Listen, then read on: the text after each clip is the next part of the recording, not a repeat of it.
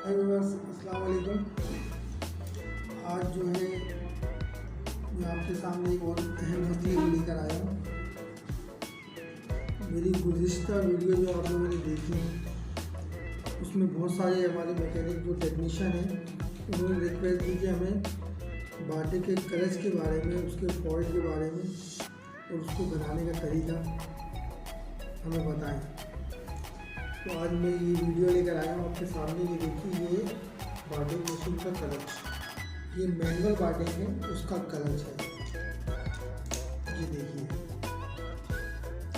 इस क्लच का मशीन में बहुत अहम किरदार होता है।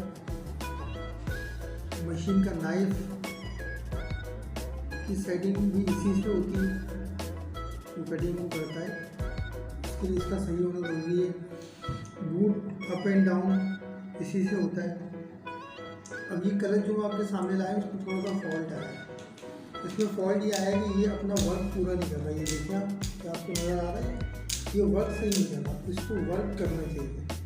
यानी कि अब स्टॉप पर ये आए, जब ये बूट उठाए तो इसको इस कंडीशन में होना चाहिए। ये इस कंडीशन में इसको होना चाहिए। और ये देखिए, व्हील बिल्कुल फ्री हो गया दोनों तरफ से। अब इसमें ये बिल्कुल सही वर्क करेगा। अब मैं आपको बताऊंगा कि इसको किस तरह से इस फॉल्ट को दूर किया जाए। तो पहले तो हम इस क्लच को खोलने का तरीका आपको बताएंगे। तो आइए मैं आपको ये क्लच खोलने का तरीका बताता हूँ। देखिए, मैं इसको खोल रहा हूँ आपके सामने।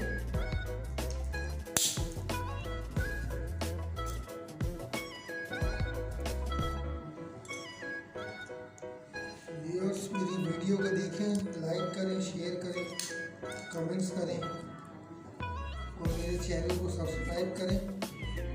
जितना आप मेरी वीडियो को शेयर करेंगे, लाइक करेंगे, मैं उतनी ही अच्छी वीडियोस आपके सामने लेकर आऊँगा और इंशाल्लाह आपको काफ़ी फॉल्ट्स बताने की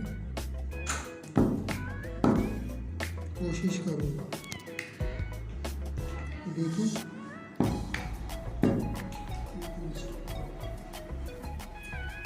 ये देखिए, मैं आपके सामने खोल रहा हूँ उसको।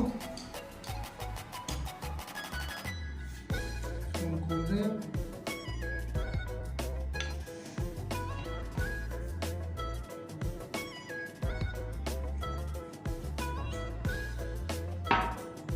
ये कहलाती है एडलर पुली। एडलर पुली है ये, और ये इसकी पट्टी है। इसको हम खोल रहे हैं। ये देखिए आप गौर से कि हम इसको किस तरह से खोल रहे हैं।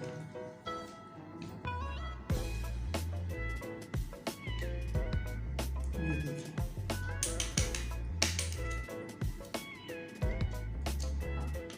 उम्मीद है आप लोगों को।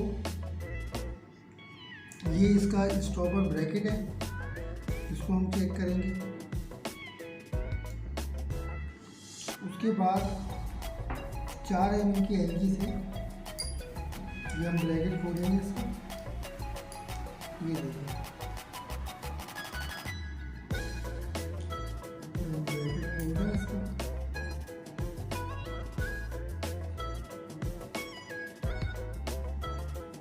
अब इसको निकालने के लिए हम इसको बैक पे रॉन्ग साइड पे, ये देखें लेफ्ट साइड पे, तो हम इसको खींचेंगे तो ये देखिए बाहर आ गया।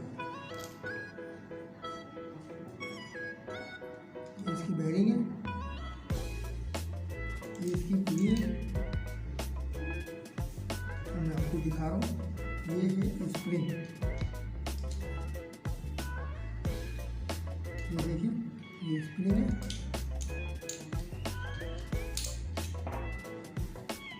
ये कैचर स्प्रिंग कहलाता है। ये स्प्रिंग जो है दोस्तों, ये अपना वर्क सही नहीं कर रहा है। उसका मुँह यहाँ से खुल गया है, ये सही काम नहीं कर रहा। ये ख़राब हुआ है। ये इसकी कॉपर वॉशर है।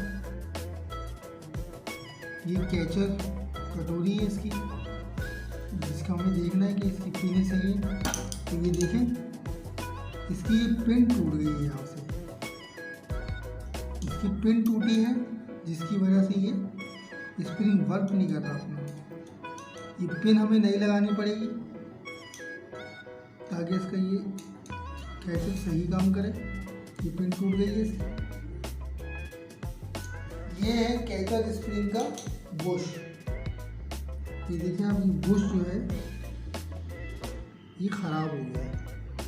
इसमें ये लाइनें आ गई जिसकी वजह से ये स्प्रिंग को सही तरीके से कैचर नहीं कर रहा, मूवमेंट में कैचर नहीं कर रहा, तो उसका ये सही काम नहीं कर रहा है। अब हम देखेंगे इसमें यहाँ पर एक पिन होती है,